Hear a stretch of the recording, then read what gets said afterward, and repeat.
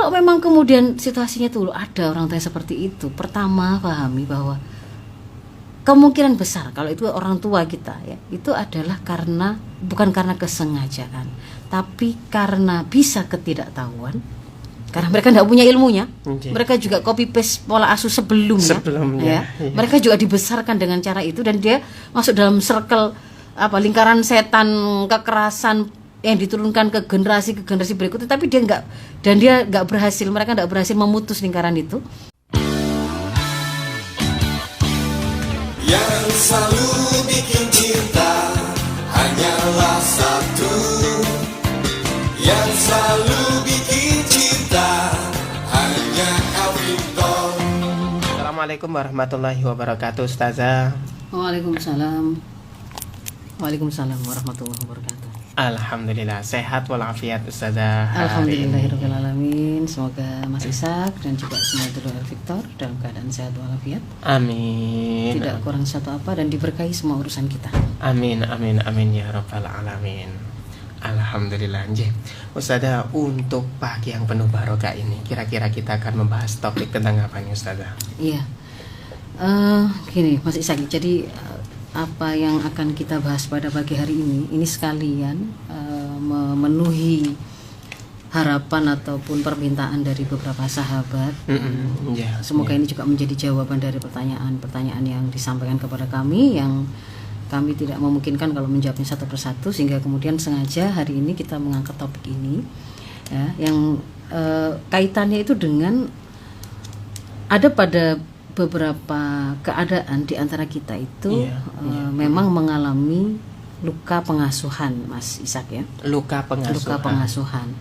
Jadi luka pengasuhan itu memang ada pola-pola asuh yang dulu mungkin pernah kita terima dari orang tua kita yang itu memang kurang tepat begitu, yang kemudian menimbulkan satu trauma atau luka tersendiri yang kemudian memang akan berpengaruh kepada bagaimana kemudian kita menjalani hidup berikutnya, termasuk ketika kemudian kita menjalani kehidupan rumah tangga, menjalani relasi dengan pasangan, ataupun kemudian ketika menjadi seorang ibu dan mendidik anak-anak ya.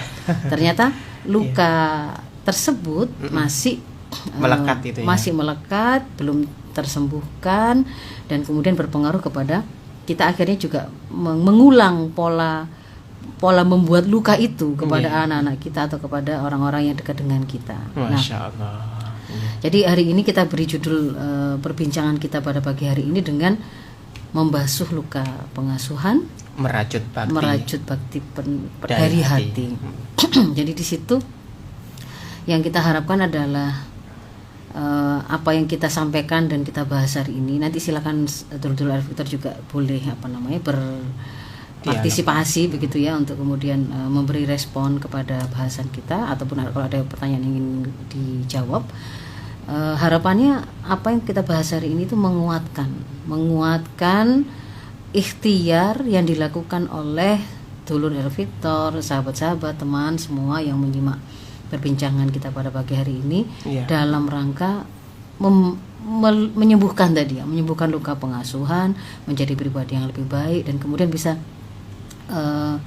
menguatkan diri untuk kemudian mengambil amanah dan melaksanakan amanah keseharian kita yang hari ini sudah menunggu sehatnya batin kita untuk kemudian kita penuhi begitu ya. Betul. Jadi siapa saja kira-kira yang kemudian relate untuk mendengarkan perbincangan kita pada pagi hari ini?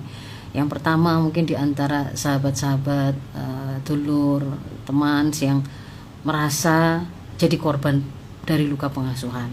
Nanti saya tunjukkan apa itu ciri-cirinya atau indikatornya lah kira-kira ya. Boleh. Atau kemudian merasa berjarak ya, dengan orang tua itu kayaknya nggak bisa dekat, belum bisa berbakti, belum bisa berbuat baik. Setiap kali mau berpelukan saja, mau mendekat saja, mau fisiknya mungkin jejeran gitu ya. Mau bicara itu seperti mereka sedang terpisah, jarak yang sangat jauh gitu ya. Padahal mereka fisiknya sedang dekat. Tapi karena ada seperti luka menganga atau jurang, Trauma ya gitu. trauma yang membuat seperti ada jarak yang kuat atau ada tembok pemisah yang membuat mereka nggak bisa gitu, mau membuka perbincangan saja nggak bisa, apalagi kemudian di situ mau menyampaikan rasa cinta, rasa khawatir, rasa sayang. Iya. Kalaupun kemudian di situ ada seolah-olah nasihat kebaikan yang disampaikan, tapi terdengarnya itu seperti intimidasi atau mungkin Risih cacian gitu ya, atau iya. kemudian menjadi sesuatu yang malah menyakitkan begitu ya. Nah ini Iya, iya. yang masih dalam keadaan seperti itu, atau kemudian dulur-dulur, sahabat, teman yang kemudian sampai sekarang masih struggle dalam hal mengelola emosi yang kayaknya kok sangat mood swing begitu ya, sangat labil ya. Iya. Anak melakukan kesalahan sedikit kok kita kemudian sangat mudah sekali mau turun tangan bukan dalam arti membantu, tapi melakukan kekerasan Iya. fisik ataupun verbal dan seterusnya. Susah percaya kepada pasangan mungkin, juga mudah curiga, juga kemudian merasa insecure dengan dirinya sendiri begitu ya. Nah, Iya.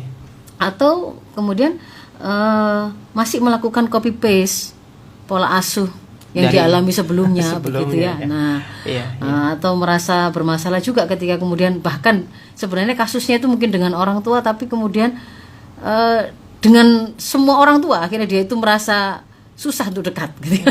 Merasa curiga mereka semua itu seburuk dalam kutip orang tua yang pernah melukai hatinya tadi ya. Dia merasa bermasalah ketika berhubungan dengan figur-figur yang sifatnya kayaknya Tua, otoritatif gitu iya. ya, otoritatif lah, mertua kah, guru kah, dosen kah, sampai seperti itu misalkan ya. Dipukul rata semuanya Nah, begitu ya.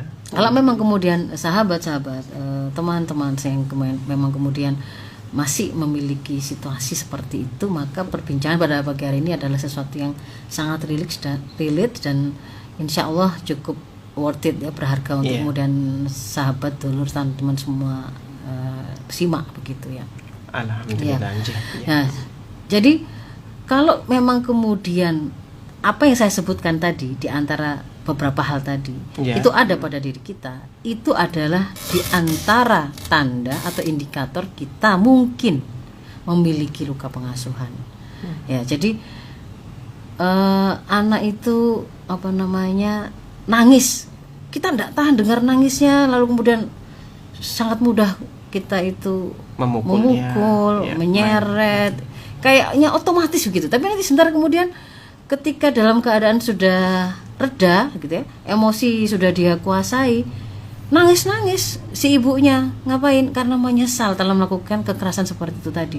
Tapi seolah-olah pada waktu muncul triggernya tadi gitu ya, anak yang rewel kah, anak membangkang kah, atau kemudian nggak mau taat kepada apa yang diperintahkan kan, itu seolah-olah kemudian ada jalan-jalan yang mendorong dia atau yang menuntun dia menuju menapai langkah-langkah tadi itu gitu ya. Ya seperti memori yang ada pada dirinya bahwa ketika kemudian dia pernah nggak mau disuruh melakukan apa, mungkin dia pernah mengalami kekerasan dengan cara apa, diseret kah, atau dan seterusnya. Nah, jadi kalau ada apa yang saya sampaikan tadi di depan, beberapa keadaan-keadaan tersebut ada satu saja misalkan, maka sangat dimungkinkan mungkin kita mengalami luka pengasuhan. Nah, bagaimana kemudian kita menyelesaikan hal ini gitu ya? Yang pertama itu kita validasi realita tersebut dan fakta tersebut. Artinya menerima bahwa memang iya, saya ini harus saya akui, kok saya nggak sangat susah ya sabar ya dengan anak-anak saya ya. Padahal sama anak-anaknya itu, anak saya dan anak tetangga itu sama kadang-kadang disuruh pipis itu masih nahan-nahan, tapi pada waktu kemudian nggak mau pipis ke kamar mandi, tapi ternyata kemudian ngompol kececeran di mana-mana. Sama faktanya seperti itu, tapi saya kok sampai sudah memukul anak saya itu habis-habisan, tetapi tetangga itu kok tidak begitu misalnya. Saya masih bisa melihat bagaimana tetangga itu lebih lembut membawa anaknya, kemudian dengan tenang membersihkan najisnya misalnya begitu. Saya kok harus ngomel seharian, dan itu seolah-olah sudah membuat hari saya hari itu rusak semuanya gitu ya. Misalkan seperti itu. Maka fahami, validasi, oh iya saya seperti itu. Saya berarti memang sedang melakukan satu kondisi yang kurang tepat ya. Ada kesalahan yang saya lakukan, ada emosi saya yang masih labil, ada ketidaksabaran saya yang seluas atau sekuat tisu ya. Kesabaran saya setipis tisu kan gitu istilahnya orang-orang ya sekarang ya. Nah seperti itu, jadi menerima dulu bahwa memang menyadari bahwa memang kita punya masalah, maka itu adalah awal dari kita mencoba mencari solusi atas masalah itu. Tapi kalau kita masih denial saja, masih ngotot, masih ngerasa saya ini yang terbaik, saya nggak ada salahnya, nggak ada kurangnya, anak saya memang yang salah gitu ya, terus begitu saja, kita nggak mau introspeksi bahwa memang ada hal-hal yang kurang tepat yang harus dibenahi. Begitu kita merasa kita nggak punya kekurangan, kita nggak merasa melakukan kesalahan, maka tertutuplah pintu untuk meluruskan kesalahan tersebut kan begitu kan ya. Jadi pertama itu adalah kita menyadari dengan kita melakukan introspeksi, oh iya memang saya masuk dalam realitas orang tua atau ibu yang seperti itu. Maka saya harus melakukan ikhtiar untuk menyelesaikannya. Saya tidak mau terus-terusan seperti ini. Anak saya kemudian nanti membenci saya sebagaimana, atau kemudian dia tidak dekat dengan saya sebagaimana saya hari ini tidak bisa dekat dengan orang tua saya misalnya gitu begitu. Ya. Atau kemudian bahkan membenci orang tuanya, membenci orang tuanya sebagaimana mungkin saya hari ini meskipun berusaha untuk tidak benci tapi tetap saja ada itu, gitu kan ya.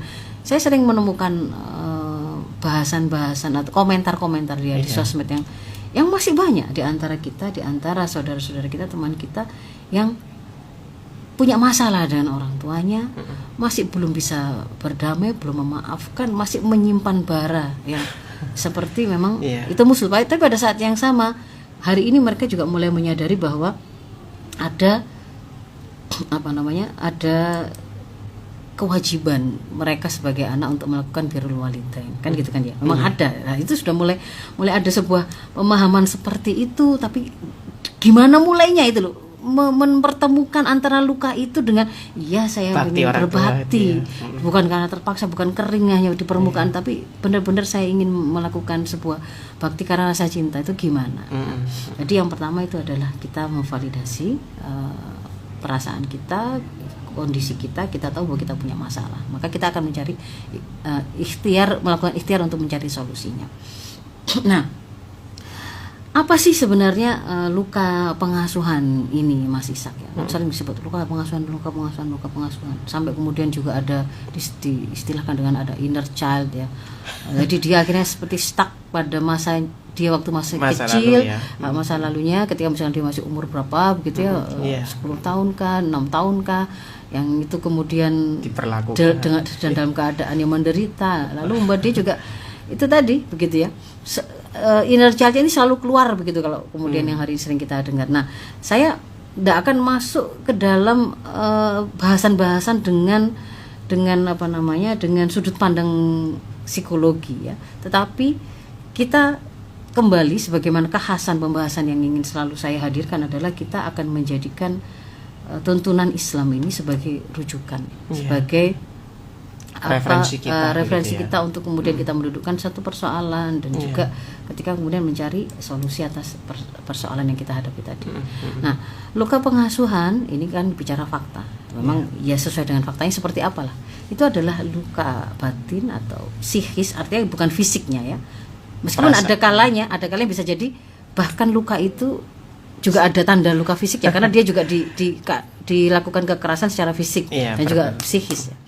Nah, luka pengasuhan itu luka, karena ini kalau misalnya luka fisik mungkin kalau ini sudah difahami itu setelah dia dewasa, mungkin luka fisiknya sudah mulai menyembuh atau sudah tinggal bekasnya saja. Tetapi luka psikisnya, luka batinnya, luka persepsinya itu masih ada. Jadi luka pengasuhan ada luka psikis, luka batin atau luka persepsi terhadap pola asuh yang diterima semasa terutama sebelum dia mukallaf.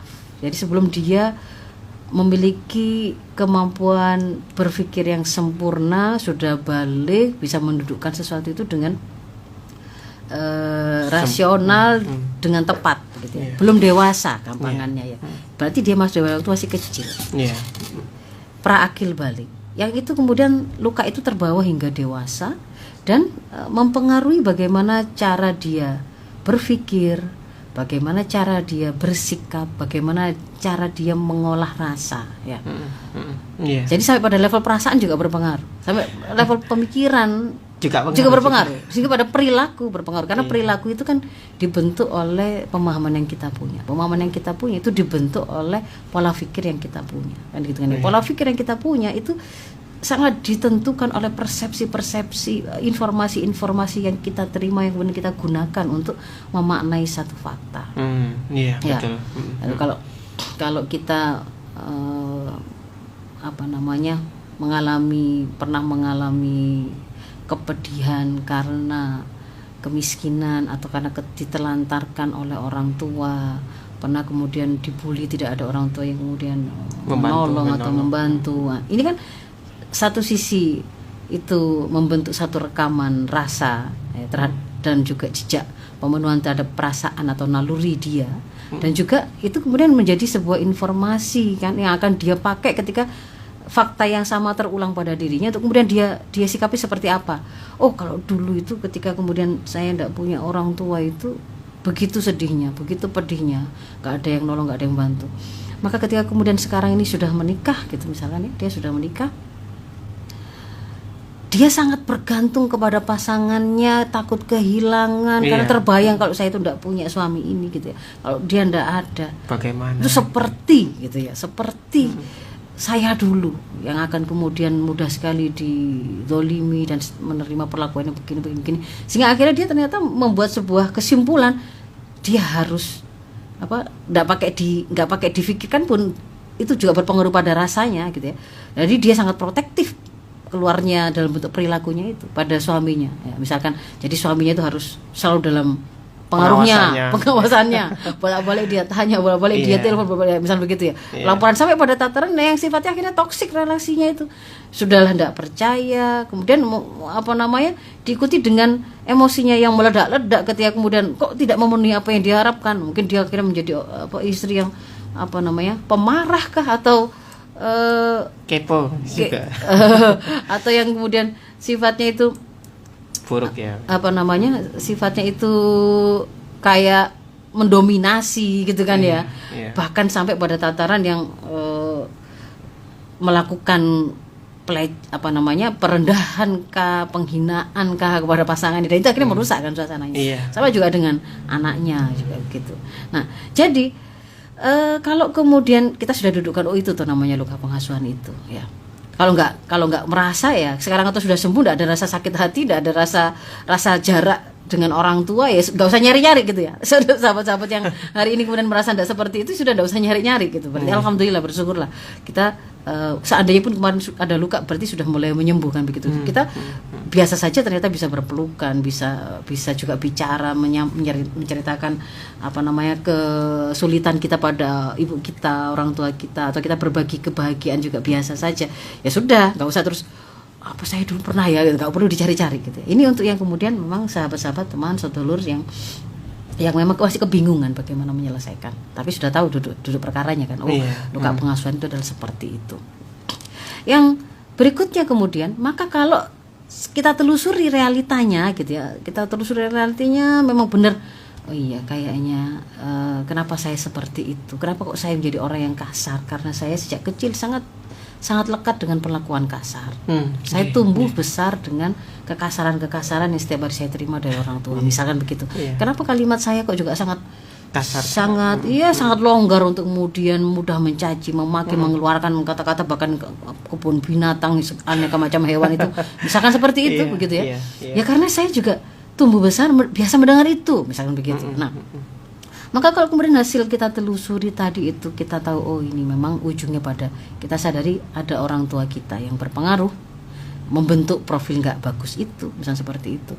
Maka kemungkinan pertama gitu ya Mas Ishak ya, kemungkinan pertama atau kemungkinan besar kenapa orang tua kita melakukan itu bukan karena kesengajaan. Nanti kalau ada situasi yang memang orang tuanya itu toksik gitu ya, sengaja, kita bahas tersendiri ya. Maksudnya saya bahas yang pada umumnya dulu, bukan orang tua jahat dengan orang tua yang sayang dengan anak. Itu sebenarnya normalnya itu yang sayang, bukan yang kemudian mau membunuh anaknya, menyakiti anak, itu bukan normal itu.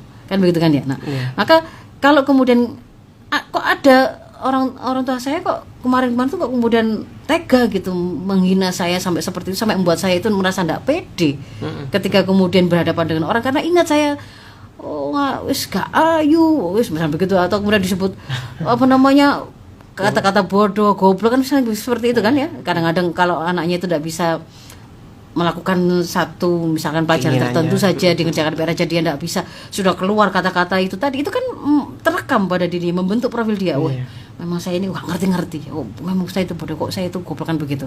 Nah itu akhirnya membuat dia juga berpengaruh ketika dia mau mengambil amanah atau dipercaya, itu dia merasa tidak pede kan, insecure. Nah kalau memang kemudian situasinya tuh ada orang tua seperti itu, pertama pahami bahwa kemungkinan besar kalau itu orang tua kita ya, itu adalah bukan karena kesengajaan, tapi karena bisa ketidaktahuan, karena mereka tidak punya ilmunya. Mereka juga copy paste pola asuh sebelumnya ya. Mereka juga dibesarkan dengan cara itu, dan dia masuk dalam circle lingkaran setan kekerasan yang diturunkan ke generasi berikutnya, tapi dia nggak berhasil, mereka nggak berhasil memutus lingkaran itu. Akhirnya kan mereka posisinya juga jadi korban tapi juga pelaku pada saat yang sama gitu ya Mas Ishak ya. Dan belum sampai ketemu dengan insight yang membuat mereka bisa keluar dari lingkaran setan itu. Nah sekarang ada pada kita misalkan generasi kita yang punya kesempatan menyadari hal itu, karena ada banyak sekali kesempatan mendengar arahan, ilmu, pencerahan dari banyak orang hari ini kan. Beda betul dengan zaman-zaman orang tua kita. Ya, mau nyimak di TV juga isinya apa. Kalau hari ini kita bisa ketemu TikTok, jawaban itu dari siapapun. Ada pakar, ada ahli, ada profesional, ada ustadz, ada banyak ya. Ada orang tua lain yang kemudian berbagi pengalaman mereka yang kita bisa ambil ilmu dari mereka. Jadi kita harus memahami bahwa bisa karena ketidaktahuan orang tua kita, bisa juga karena kurangnya ilmu gitu ya. Bahkan kemungkinan besar itu kenapa mereka melakukan itu, orang tua itu dasarnya motivasi itu atas dasar cinta ya.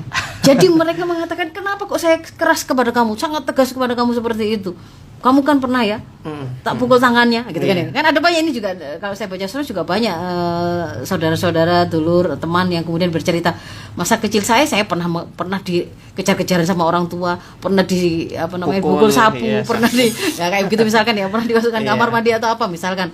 Nah itu dulu saya sakit hati, dulu saya merasa orang tua saya kok kejam banget, tapi kemudian hari ini saya bisa merasakan aliran cinta dari hukuman itu misalkan begitu kan ya. Jadi ketika mereka dewasa ternyata ada yang kemudian berhasil mengetahui bahwa di balik kekerasan itu tadi itu ada motivasi cinta. Ada orang tua yang juga kemudian mengatakan, bapak seperti ini karena nggak mau kamu jadi anak yang lembek atau yang begini atau yang begitu gitu ya. Yang itu kemudian dikatakan sebagai sebuah kebaikan. Maka kita bisa melihat bisa jadi seperti itu. Kalau orang tua kita itu mungkin atas motivasinya atas dasar cinta, mungkin juga karena ketidaktahuan atau karena tidak memiliki ilmunya. Tapi ini kan sudah kadung terlanjur gitu kan ya. Kan nggak bisa kemudian kita mengambil solusinya, ibu ini sekarang harus belajar, harus menguasai ilmunya, padahal sudah terlanjur, itu sudah membentuk kita gitu loh. Kita sekarang yang sudah tinggal beramal, orang tua mungkin sudah tidak terlalu kemudian memiliki peran dalam pengasuhan dan pendidikan kita kecuali membersamai dalam masa senja mereka. Tapi kalau kemudian kita berpikir mereka harus berubah, itu sesuatu yang bahkan bisa jadi di luar kemampuan kita untuk merubah orang tua kita. Tetapi kalau kemudian melakukan ikhtiar yang dalam rangka untuk merubah diri kita, nah, itu sangat memungkinkan gitu loh ya. Jadi kita fokus kepada bagaimana kemudian kalau begitu saya menjadi orang yang bisa menghadapi situasi itu, persoalan itu dengan ketangguhan gitu ya. Nah yang berikutnya berarti bagaimana caranya memiliki kekuatan itu dari mana? Saya ingin sampaikan, jadi Mas Ishak, seseorang itu memiliki kekuatan atau motivasi melakukan apapun itu. Pada satu kitab itu disebutkan Mafahim Islam, tulisan dari Ustadz Husain Abdullah ya. Di situ ada disampaikan ada 3 sumber motivasi atau kekuatan seseorang itu melakukan satu amalan, satu perbuatan.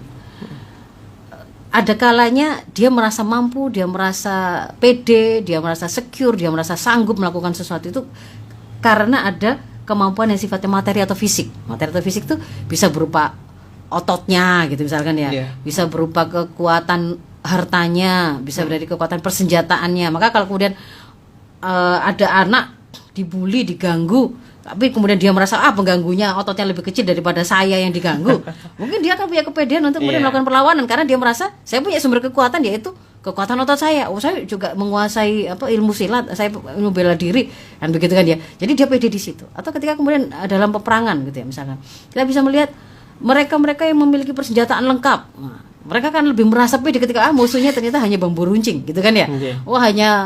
Hanya persenjataan jadul. Bahkan itu sebenarnya adalah hasil mereka itu merakit-rakit sendiri yang sifatnya tradisional ya, bukan teknologi yang tercanggih. Maka yang merasa memiliki persenjataan lebih lengkap, lebih canggih, teknologi terbaru, mungkin dia akan merasa lebih kuat, lebih pede, lebih punya kekuatan. Nah, itu untuk menerangkan kekuatan yang pertama ya Mas Ishak ya. Karena nanti kita akan tahu bahwa ada orang yang insecure dengan orang tua saya tidak ada, saya miskin, kan sudah langsung kemudian seolah-olah dia sudah tidak punya peluang untuk kemudian melakukan apapun gitu kan ya, melakukan ikhtiar apapun dia tidak akan menang, dia tidak akan berhasil karena dia kemudian merasa dia tidak punya kekuatan itu. Nah, tapi ada jenis yang kedua, sumber kekuatan atau motivasi yang kedua itu adalah kuwah ma'nawiyah. Kalau yang tadi itu kuwah madiyah ya, kekuatan materi atau fisik. Kalau yang kedua ada kuwah ma'nawiyah. Ini adalah hal-hal yang sifatnya semacam persepsi-persepsi, nilai-nilai begitu ya, yang dianggap utama yang tidak direalisir. Misalkan seorang anak ini dia yatim piatu begitu lah ya, sejak kecil misalkan. Ketika kemudian kalau dia menggunakan kekuatan atau motivasi yang sifatnya fisik atau materi, mungkin dia akan terbentur dengan dia tidak memiliki uang itu, dia tidak memiliki materi itu. Saya ingin sekolah sampai tertinggi gitu ya, sampai kuliah yang tertinggi, tapi untuk membayar UKT kalau kemudian lihat apa yang saya punya hari ini saya tidak punya itu, tidak ada orang tua juga yang membiayai, seolah-olah gitu ya dia nggak memiliki kemampuan kalau seperti itu. Tetapi ketika kemudian dia memiliki sebuah nilai yang kemudian dia ingat-ingat, orang tua saya pasti akan sedih kalau melihat saya anaknya kesayangan mereka itu hari ini kemudian terpuruk menjalani hidup ini misalnya begitu ya. Kok malah menyerah, kok malah kemudian menjadi orang yang putus asa. Mereka pasti sedih. Nah, menggambarkan bahwa ingin membahagiakan orang tua, ingin melihat mereka itu kemudian bangga dengan anaknya, ingin membuktikan kepada orang-orang lain bahwa dia juga bisa berprestasi meskipun dia sangat terbatas dalam materi. Ini maknawiyah, mau jadi sebuah kekuatan yang membuat dia akhirnya terus berusaha. Ya kan begitu kan ya. Nah, itu kuah maknawiyah. Makanya kemudian kenapa kok ada yang menggunakan bambu runcing tapi tetap bertahan untuk melawan penjajahan begitu kan ya. Ya ada kuah maknawiyah di situ. Karena termasuk di situ mungkin ada perjuangan untuk membela tanah air atau membela keluarganya, kehormatan orang tua dan seterusnya. Contoh-contohnya seperti itu untuk yang jenis yang kedua. Yang ketiga, nah ini sebenarnya adalah kekuatan yang paling tinggi gitu ya Mas Ishak ya. Yaitu namanya kuah ruhiyah. Kuah ruhiyah ini adalah sebuah kekuatan, sebuah kemampuan yang dimiliki oleh seseorang bersumber dari kesadaran akan hubungan dia dengan Allah Al-Khaliq Al-Mudabbir dia dan alam semesta ini. Jadi ketika dia menyadari bahwa dia ada, alam semesta ini ada, kehidupan ini ada, itu bukan tidak ada yang mengadakan gitu, tapi ada penciptanya yaitu Allah. Yang Allah Al-Khaliq itu kemudian memiliki sifat wajibul wujud, tidak berawal, tidak berakhir, azali gitu kan ya. Jadi orang tua saya bisa meninggal, semua orang bisa meninggal, tapi Allah tetap ada. Dan dia itu tidak sama dengan makhluknya. Kalau makhluk manapun itu masih butuh oksigen gitu, butuh makan, butuh minum, bisa mati, bisa kemudian nangis, bisa tidak memiliki kekuatan untuk terbang, untuk misalnya begitu ya. Nyelam tanpa alat misalkan dan seterusnya, yang sifatnya itu kira-kira sangat terbatas makhluk ini, maka si pencipta ini kan tidak boleh sama dengan makhluknya. Sehingga dia itu memiliki kekuatan, sumber dari segala sumber kekuatan apapun di dunia ini. Sumber dari segala sumber kekuatan apapun di dunia ini. Kalau air itu juga memiliki kekuatan, bisa menjadi banjir, bisa menjadi tsunami, bisa merendam gitu ya, bahkan kota, bisa meluluhlantakkan bangunan. Maka sumber dari kekuatan air itu adalah Allah kan gitu. Kalau ada angin nih, yang angin puting beliung itu bahkan saya bisa menerbangkan gedung atau rumah atau apapun gitu ya, mobil dan seterusnya. Maka angin itu pun, pemilik kekuatan angin itu, yang menciptakan angin itu adalah Allah gitu ya. Ketika kemudian kita menganggap ada kekuatan di dalam tubuh kita, jantung itu bisa berdenyut memompa darah, tidak ada henti-hentinya 24 jam kali berapa tahun itu, tidak pernah berhenti, tidak pernah sawab gitu ya. Itu ada yang mengendalikan, dan itu bukan sang pemilik maksudnya manusianya yang pemilik jantungnya, tapi yang menciptakan jantung itu, yang mengizinkan jantung tadi tetap berdenyut, itu siapa? Allah. Maka kesadaran akan hubungan dia, terkoneksinya dia dengan Allah, yang dia itu memiliki kemampuan untuk membelah lautan, menyelamatkan Musa, yang dia bisa membantu pasukan Badar yang jumlahnya 300 mengalahkan 1000 pasukan kaum kafir Quraisy di perang Badar. Kemudian dia yang kemudian bisa menyembuhkan luka-lukanya Nabi Ayub misalkan yang memuliakan dan menjaga Nabi Muhammad yang dia itu yatim, sedemikian rupa membuat beliau itu kemudian kuat kokoh memegang risalah ini, menjadi manusia termulia di dunia akhirat, di langit di bumi kan begitu kan ya. Siapa itu? Allah. Nah, maka ketika kemudian kita terkoneksi dan kesadaran itu, maka seseorang itu akan terkoneksi dengan sebuah sumber dari segala sumber kekuatan yang tidak terbatas. Jadi tadi saya sudah sampaikan kalau langkah berikutnya adalah kita mau menggunakan energi atau kekuatan apa untuk bisa membantu kita menyelesaikan masalah ini. Itu adalah, tadi saya memperkenalkan 3 macam sumber kekuatan. Itu adalah kuwah ruhiyah. Kuwah ruhiyah ya, kekuatan spiritual yang itu hanya akan kita miliki kalau kita terkoneksi dengan sumber dari segala sumber pemilik kekuatan, yaitu Allah ya. Karena kalau kemudian misalkan kita mau menyembuhkan luka ini gitu ya. Kalau misalnya luka fisik itu mau pakai ikhtiar ke dokter gitu ya, kelihatan, atau kita melakukan kan mungkin kelihatan gitu ya. Tapi ketika kemudian ini bicaranya adalah hati, ini bicaranya adalah persepsi yang juga dipengaruhi oleh bagaimana memori yang kita punya, dari memori yang kita punya gitu kan ya. Yang kemudian rasa kita itu yang bisa nembus sampai ke level mempengaruhi otak kita tadi, yang memiliki daya memori, mengingat kejadian-kejadian baik itu apapun gitu yang pernah kita alami, itu yang mengizinkan otak kita punya kemampuan mengingat atau memori seperti itu kan, yang menciptakan otak gitu kan. Yang membolak-balikkan hati itu siapa gitu ya, yang hari ini kemudian bisa tersakiti kemudian memaafkan, itu juga sang pencipta manusia yang dilengkapi dengan ada ghoriza, ada naluri, ada kebutuhan fisik, ada kebutuhan jasmani, ada kemampuan berpikir, ada kemampuan melakukan proses berpikir atau persepsi, itu kan Allah gitu loh.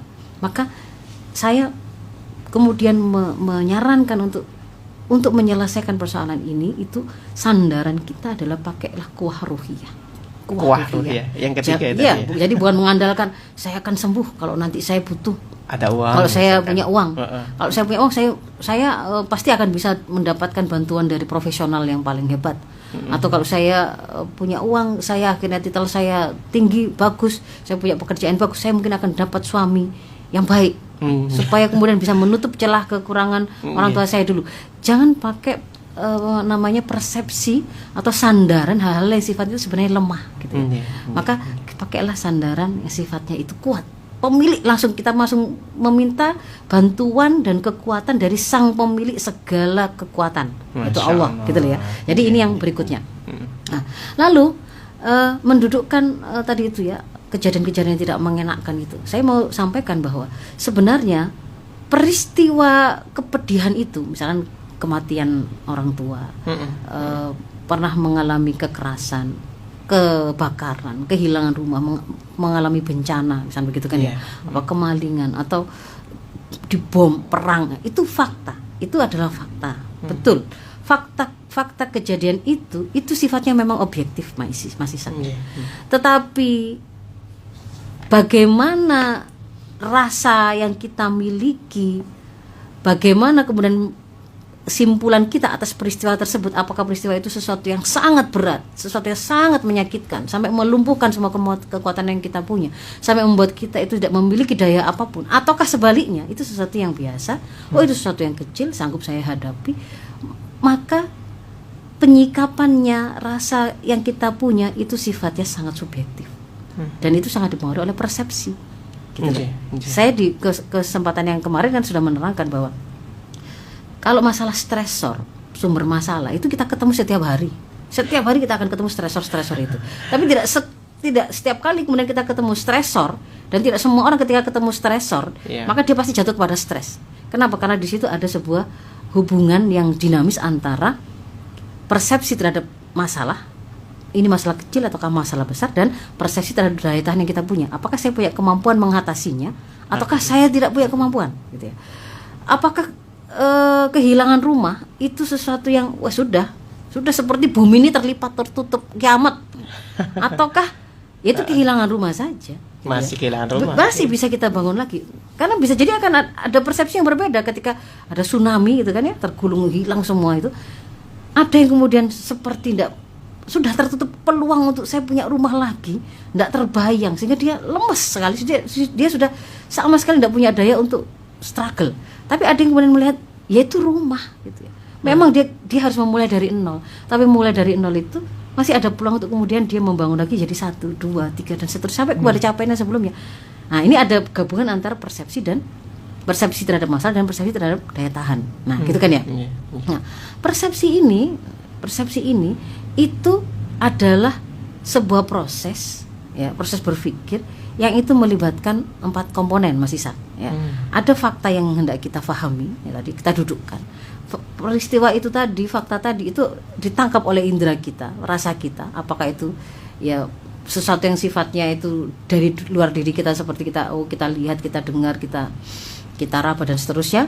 Yang itu kemudian atau itu merupakan sinyal-sinyal yang kita dapatkan dari dalam tubuh kita. Misalkan ada rasa lapar, itu kan juga ada sinyal yang kemudian kita terima oleh saraf sensori kita, akan disampaikan ke otak gitu kan ya, karena pusatnya di sana, dan di otak itu akan dipersepsi seperti apa, itu tergantung kepada informasi apa yang kemudian kita pakai untuk menafsiri fakta itu.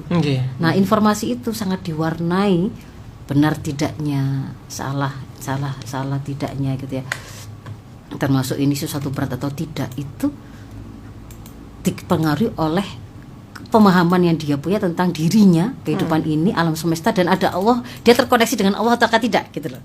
Nah, kalau seseorang tadi itu terkoneksi dengan Allah, yang sudah menyadari bahwa tidak ada yang lebih besar daripada Allah, maka masalah tadi kan posisinya kan lebih kecil daripada Allah. Rumah saya bisa hancur, tetapi sebenarnya semua perangkat untuk membangun rumah, apakah itu batunya, apakah itu kerikilnya, apakah itu kayunya, apakah itu airnya, apakah itu tenaga manusia, ototnya dan seterusnya, kepandaian dan seterusnya, itu tuh ada yang menciptakan, Allah kan gitu kan ya. Lah kalau Allah yang menciptakan dari tidak adanya saja itu bisa, sekarang saya mau meminta dikuatkan untuk diberi jalan, dimudahkan untuk ketemu dengan kekuatan-kekuatan sumber daya tadi untuk bisa kemudian bangun lagi, tentu lebih mudah, lebih bisa. Jadi dari sisi keyakinan dia terkoneksi dengan ini lebih besar Allah daripada masalah ini kan begitu kan. Maka kita bisa saksikan misalkan kasus-kasus anak-anak Palestina, bagaimana mereka tiap hari dibawa bombardir, bagaimana dia rumahnya digusur, bagaimana ibu-ibu itu kehilangan anaknya bolak-balik, tapi kan tetap tidak menghilangkan kepercayaan dirinya ataupun kesabarannya untuk menghamil lagi.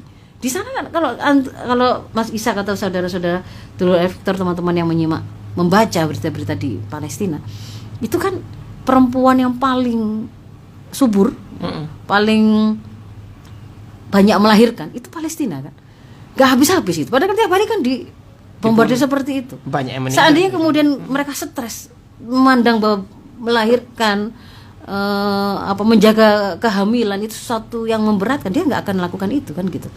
Tapi karena kemudian dia menyadari bahwa mereka porsinya ada di wilayah yang sedang dititipi oleh Allah, ada Masjidil Aqsa di situ, salah satu kiblat umat Islam yang sebelumnya kan gitu kan ya.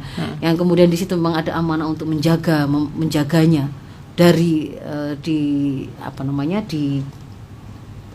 oleh penjajah. Maka mereka membutuhkan lahirnya generasi-generasi baru, dan itu adalah bagian dari kontribusi yang dia punya dia akan siapkan anak itu jadi kuat, dia akan siapkan anaknya fisiknya kuat kan begitu. Nah, Iya. jadi memandangnya itu justru karena kesadaran akan hubungan dia dengan Allah tadi membuat mereka punya kuah rohi seperti itu. Secara materi, secara fisik nggak punya mereka, tetapi kemudian itu membuat mereka akhirnya bisa melakukan hal-hal besar. Sejarah umat Islam itu sampai kemudian Muhammad Al-Fatih bisa membebaskan Konstantinopel nih, sampai menyeberangkan kapal melewati bukit itu kan ya, bukan di laut. Itu kan karena apa? Karena kuah rohi gitu loh. Bagaimana kaum muslimin di perang Mu'tah juga melawan apa tentara Romawi ya? Iya. Yang 200.000 sementara kita cuman berapa? 10.000 ya. Itu 30.000 apa? Saya lupa. 30. Ya, 30.000 dengan 200.000. Nah, itu bagaimana dia itu kemudian tetap bertahan ya? Karena kuah rohi gitu loh. Sama dengan kemudian kita juga menyaksikan ada orang-orang yang sama-sama kehilangan kaki, sama-sama kehilangan penglihatan, sama-sama.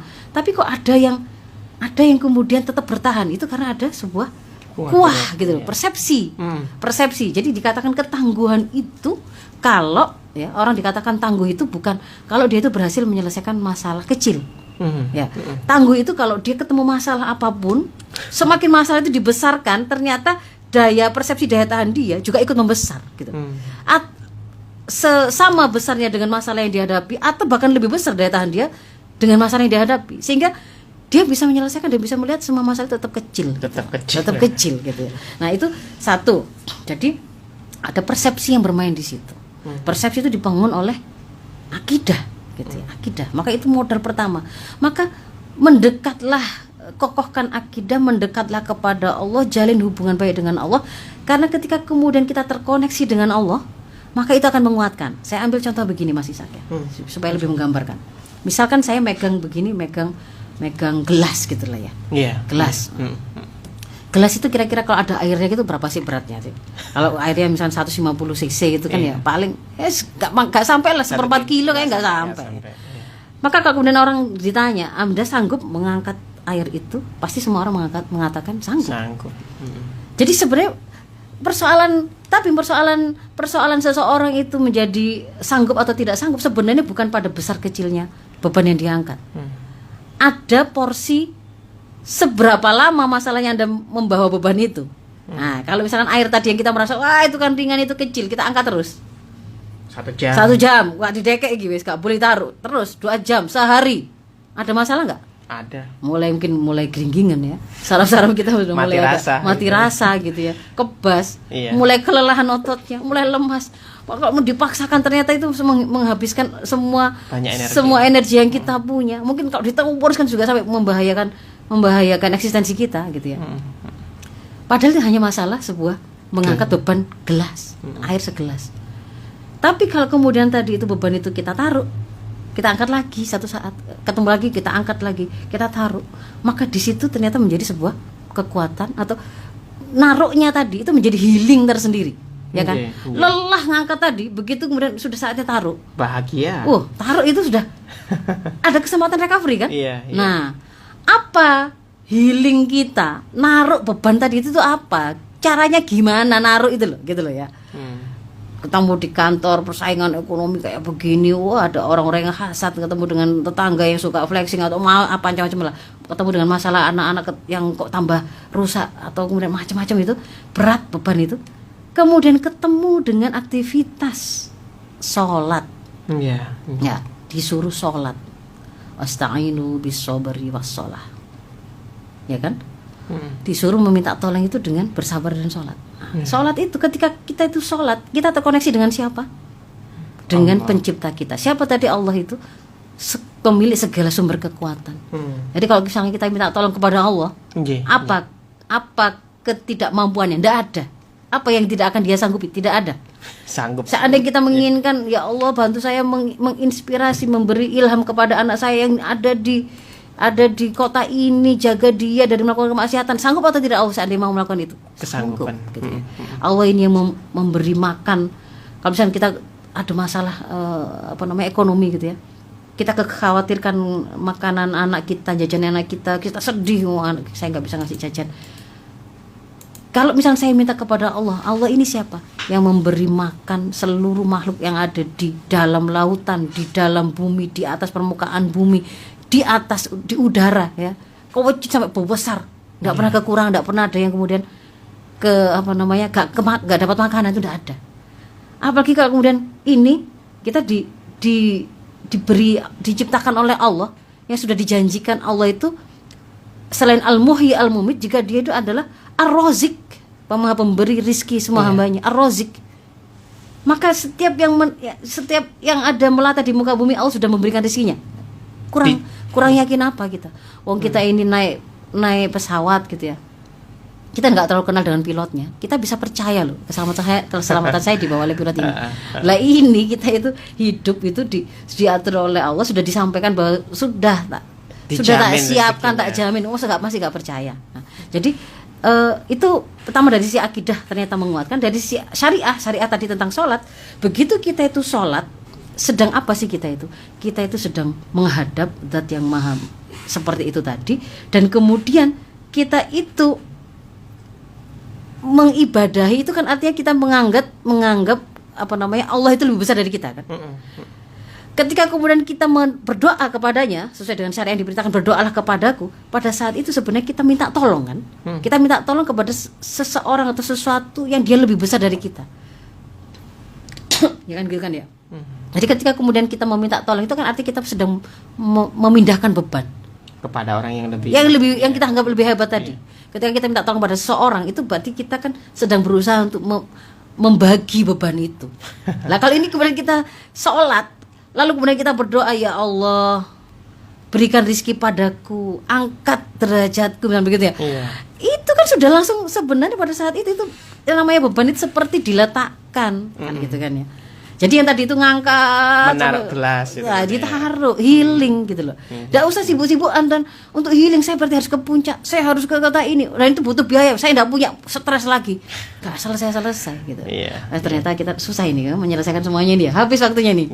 Gimana ini? Ada satu pertanyaan ini, Ustazah. Saya semoga itu tadi meskipun belum sampai saya tarik kepada penyelesaiannya gitu ya. Tapi apa yang kemudian jalan-jalan untuk menuju kepada kesembuhan tadi, sahabat sekalian, saya kira semoga bisa melihat dan bisa merasakan begitu ya apa yang saya lakukan. Mendekat kepada Allah, kuatkan keyakinan akan keberadaan kekuasaan Allah, ibadah kepada Allah. Yang namanya ibadah itu tadi sebenarnya sama dengan kita meletakkan masalah kita, beban kita sandarkan kepada Allah.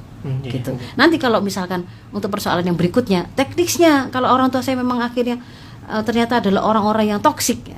Ini ada bahasan tersendiri untuk meletakkan betulkah toksik, ada ciri-cirinya. Kalau memang kita belum mengerti, berarti pada saat itu merupakan alarm kita butuh bantuan profesional untuk membantu kita mengurainya, gitu ya, mengurainya. Termasuk juga kadang langkah-langkah ini tadi juga tidak semudah kita itu bayangkan. Orang mempraktekannya. Maka di situ butuh orang yang mendampingi untuk menguatkan. Bisa jadi itu termasuk yang merupakan indikator kita butuh bantuan tenaga profesional gitu Mas Ishak ya. Tapi semoga yang tadi saya sampaikan itu bisa dilakukan sendiri, self healing ya. Penyembuhan oleh dirinya sendiri. Terutama kuatir ruhiyah itu tadi ya. Betul. Baik. Ini juga pas tepat waktunya. Gak usah dibaca jadinya ya. Pertanyaan yang masuk. Iya, ada pertanyaan masuk. Gak apa-apa, mungkin kita 1 menit 2 menit gitu ya Ustazah ya. Ini ada pertanyaan dari Assalamualaikum Ustazah, dari hamba Allah di Waru, mau tanya, apa saya terlalu protektif pada anak kalau saya tidak bolehin anak menginap di rumah teman? Terus kalau mau jam 9 malam harus pulang, anak saya laki-laki umur 16 tahun. Maaf soalnya kadang anakku juga kayak berontak ya, lagi main di WA, di telepon, pulang jam berapa, padahal orang tua khawatir aja. Protektif terhadap anak ini bagaimana Ustazah? Ya, sebenarnya ya itu memang fenomena yang kemudian terjadi pada orang tua hari ini, sangat wajar, sangat dimaklumi, bukan sesuatu yang pasti salahnya begitu. Karena memang situasi kehidupan hari ini yang sedang melingkupi anak-anak kita itu banyak sekali faktor-faktor perusak yang tidak tercegah gitu loh kan. Tetapi harus diakui juga kekhawatiran yang kita miliki itu juga muncul bisa jadi karena ada porsi penyiapan anak kita yang memang kita abai atau terlewat. Sebenarnya kalau kemudian pendidikan anak, penyiapan profil kepribadian Islam mereka itu sudah kita kokohkan sehingga pada saatnya mereka mukallaf itu sudah terbangun kepribadian Islamnya. Dia sudah tahu halal haram, dia tahu bahwa dia adalah hamba Allah, dia tahu bahwa dia harus terikat kepada syariah Allah dimanapun dia berada, ada orang tahu atau tidak. Maka pada saat itu sebenarnya memang itu adalah masa anak-anak disuruh keluar. Memang mereka butuh ketemu dengan guru-guru lain yang bisa menghebatkan mereka. Mereka butuh pengalaman yang lebih luas karena mereka sedang membangun kepemimpinan di masa depan, begitu kan ya. Jadi terutama kalau anak laki-laki, jadi sebenarnya memang usia ketika sudah mukallaf itu ya waktunya memang mereka nggak boleh dikurung di rumah, begitu. Memang waktunya mereka keluar untuk kemudian ketemu dengan pengalaman baru, guru-guru baru, orang-orang hebat yang lain yang bisa menyempurnakan proses pembinaan dia untuk jadi lebih kokoh dan lebih hebat lagi kan. Sebenarnya kan begitu. Betul. Nah, jadi silakan ibu yang bertanya itu melakukan introspeksi. Kalau memang ada penyiapan profil anak saya yang belum saya lakukan sehingga itu membuat saya merasa tidak itminan, tidak merasa tenang melepasnya, berarti itu yang harus dikejar disempurnakan lagi. Tapi kita juga paham hari ini backup untuk kebaikan anak kita itu tidak hanya mereka dari rumah, tapi juga dari masyarakat. Yang masyarakat itu kalau di dalam Islam itu ada kultur amar ma'ruf nahi mungkar, dakwah. Mereka peduli, mereka bukan orang-orang yang saling egois gitu ya. Tapi hari ini kan mulai ada luntur itu. Justru orang mau mengingatkan, bahkan misalkan dosen gitu ya, tahu di depan matanya itu mahasiswanya itu melakukan aktivitas mendekati zina, mau mengingatkan itu jadi rasanya keluh gitu kan ya. Atau bahkan kemudian anak-anak itu malah menganggap reseh dosennya kayak gitu itu, dosennya kayak gitu tadi. Nah, ini kan memang buat backup untuk menguatkan anak kita dari lingkungan itu juga berat hari ini. Dan itu membutuhkan negara yang memang mau menerapkan Islam kafah sebagai porsinya dia sebagai pemilik kekuasaan untuk menciptakan peradaban yang kondusif untuk anak kita ya. Jadi harus difahami seperti itu. Jadi apakah saya itu terlalu overprotective? Bisa jadi juga enggak. Tapi bisa jadi juga agak toksik kalau memang kemudian anak kok enggak boleh keluar sama sekali. Seharusnya enggak. Normalnya sih enggak boleh gitu. Normalnya idealnya kan kita siapkan profil kepribadian anak kita, lalu kemudian dikuatkan oleh masyarakat yang saling melindungi, lalu dilakukan proteksi yang sifatnya lebih sempurna dengan negara yang menerapkan sistem kehidupan yang itu benar begitu. Harusnya begitu ya. Mohon maaf tidak bisa banyak yang kita bahas dari pertanyaan-pertanyaan yang masuk ya. Semoga masih bisa diberi oleh Allah kesempatan untuk ketemu lagi di bulan depan ya berarti ya Mas ya. Di bulan depan dalam perbincangan yang insya Allah semoga membantu kita untuk menyelesaikan persoalan-persoalan yang kita hadapi dan menjalani kehidupan kita dengan penuh ketaatan kepada Allah. Afu minkum ihdinas siratal mustaqim. Assalamualaikum warahmatullahi wabarakatuh.